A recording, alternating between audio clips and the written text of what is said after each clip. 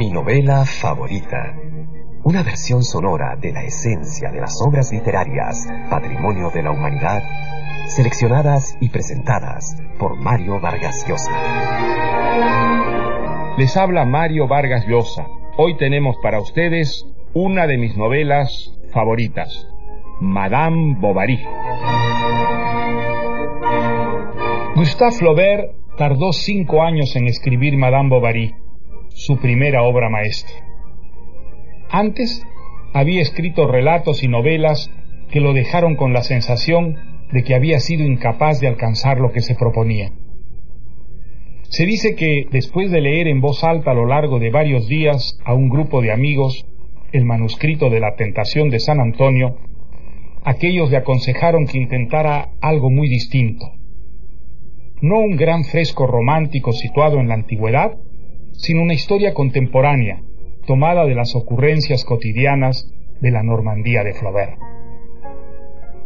Apartándose del mundo, trabajando muchas horas al día como un galeote de la pluma, sometiendo cada frase a una autocrítica implacable, Flaubert concibió la historia de Emma Rouault, que se casa con el médico Charles Bovary y vive la vida rutinaria del pueblito de Yonville. Pero el espíritu inquieto y fantasioso de Emma Bovary, atizado por las aventuras apasionantes de las novelitas de amor que lee, aspira a una vida distinta, de lujo, pasiones y excesos, algo que la joven intenta materializar enredándose en aventuras de las que saldrá cada vez más golpeada y humillada, defraudada siempre por el espíritu mezquino, la cobardía y el egoísmo de esos hombres a los que se entrega creyéndolos a la altura de sus sueños. Al final, Madame Bovary, derrotada una y otra vez por esa realidad sórdida, opta por el suicidio.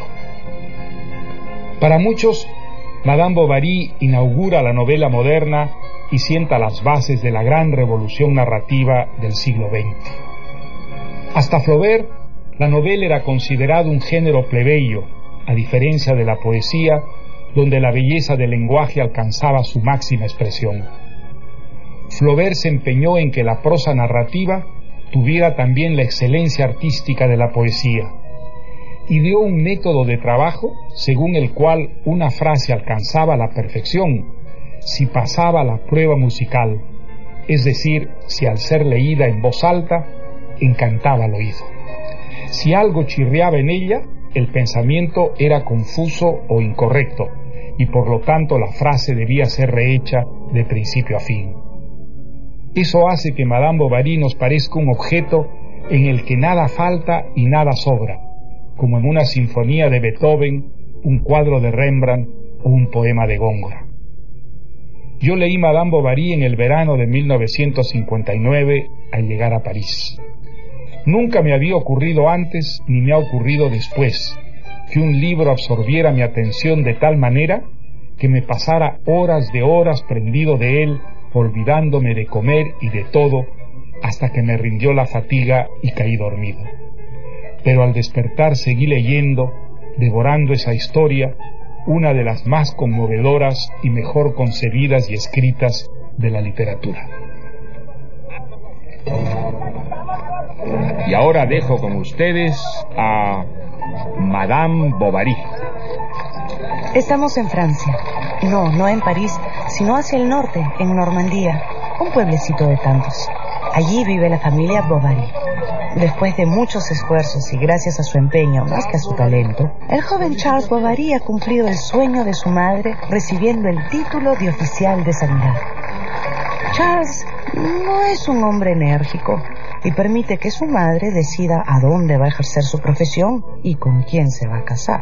Madre, esa mujer es fea, seca como un palo y con tantos granos en la cara. Pero la madre insistió tanto que Charles se mudó de las manos de su madre a las de la viuda Dubourg, quien pasó a ser su nueva ama y señora. Le abría las cartas, le seguía los pasos y se quejaba de los nervios. No soportaba la soledad y celaba a su marido sin ningún motivo. Así estaban las cosas el día en que Charles fue requerido de urgencia en la hacienda de Le Porteau. El patrón se había roto una pierna. Buenos días, señor Rouault. Y mientras Charles atendía la pierna del adolorido señor Rouault, no dejó de observar a su hermosa hija, la joven Emma, su porte, su elegancia, la delicadeza de cada uno de sus movimientos y esos ojos suyos que, aunque castaños, parecían negros debido a sus largas pestañas. Lucía un cutis muy pálido como de porcelana y en bello contraste con esos largos cabellos casi azulados. Charles regresó a visitar al enfermo varias veces, pero cuando su esposa se enteró de la existencia de una joven soltera en esa hacienda, le armó tremenda batalla en casa. ¡No! ¡No! ¡Por favor! ¡No!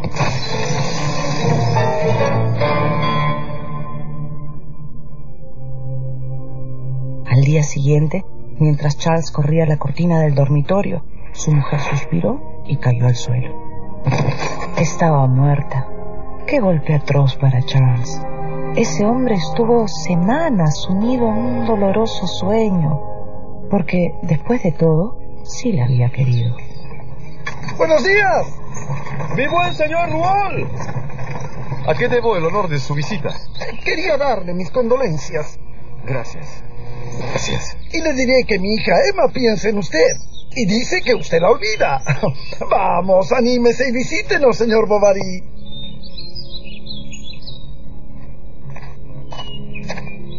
Emma le abrió la puerta con una suave sonrisa. Pasearon por la hacienda, tomados del brazo. Luego la joven lo deleitó tocando al piano y después le sirvió un exquisito almuerzo. Así, para el momento en que Emma le sirvió el café, Charles se había olvidado para siempre a su difunta esposa. Es tan bella. Parece una parisina. ¿Y si me casara? Oh, si me casara otra vez.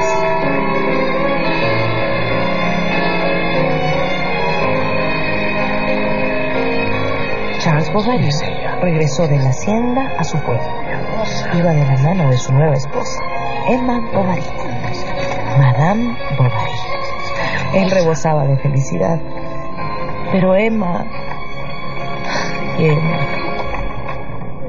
antes de casarse había creído estar enamorada. Sin embargo, ¿dónde están las cartas apasionadas? Los caballos reventados yendo en busca de la amada. ¿Dónde están los bosques sombríos en los que amantes sin miedo ninguno se hacen juramentos? ¿Dónde están las lágrimas y las risas y los besos furtivos? ¿Dónde? Yalí, querida Yalí, ¿acaso un hombre no debe conocerlo todo? Iniciar a la mujer en la pasión, en los refinamientos de la vida y de la alcoba. Pero este marido no sabe nada, no enseña nada, no desea nada. Y parecía que todo estaba consumado, que todo iba a seguir igual por siempre hasta que, a finales de septiembre, los Bovary fueron invitados al palacio de Beaupiessard, a casa del marqués de Amberville, que era paciente de Charles. A Madame Bovary tanto lujo le producía palpitaciones. Ella estaba allí, junto a estas gentes que habían vivido en la corte y que se habían acostado en lechos de reinas.